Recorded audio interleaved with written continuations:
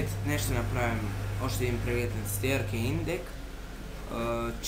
Черния Arcane Deck. Ето така изглежда покупката отвънка. Нека отворим сега.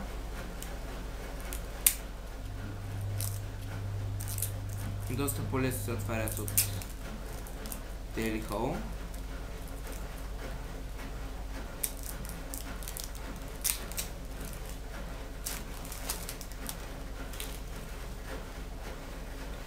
И какво забелязваме първоначално?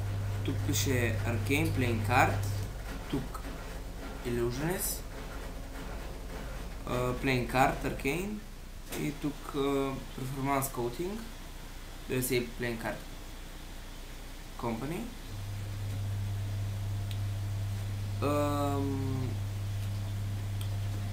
Това, как да го нарека,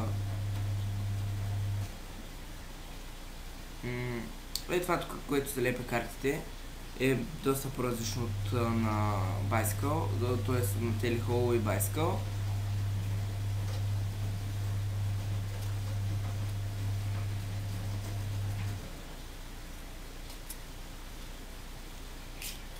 Да. Тук няма надпис, никакъв. И сега идват самите карти.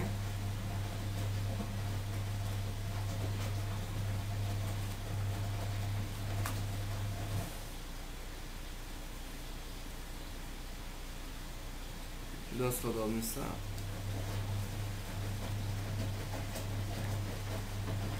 И миришат на доста странно.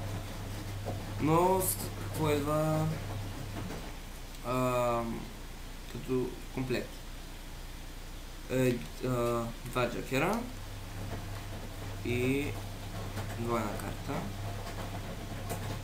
Така. Тук виждаме жокера, нормалния жокер с някаква жена.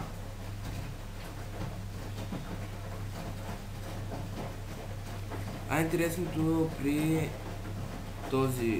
при втория жокер, че има разкритие на карта, което е Trio Hearts, т.е.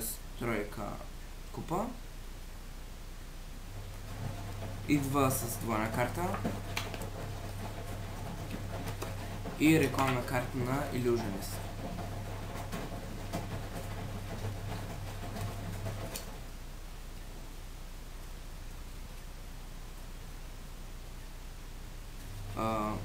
Ето това е Асотопика. Различното при нея, че през Асотопика е, че ето тук доста красиво е направено Асотопика с някакви символи. Тук пише Arcane Playing Cards.